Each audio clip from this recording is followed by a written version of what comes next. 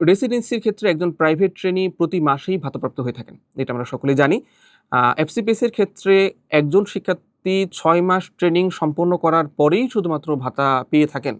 তাহলে এই যে ৬ মাস পরে একজন শিক্ষার্থী ভাতা পাচ্ছেন, একজন ট্রেনি ভাতা পাচ্ছেন, তাহলে এই ৬ মাসের প্রতি মাস শেষে সে যখন ঢাকায় একটা বাসা নিয়ে থাকে তার ফ্যামিলি সহ, তখন তার এই ফ্যামিলির যে ভরণ-পোষণ, তার বাসা ভাড়া, তার ফ্যামিলির আ যেই আ প্রাত্যহিক যেই জিনিসগুলো আমাদের কেনা লাগে, আমাদের যে প্রয়োজনীয় দ্রব্যাদি কেনা লাগে, সেগুলোর আসলে সোর্সটা কি হবে?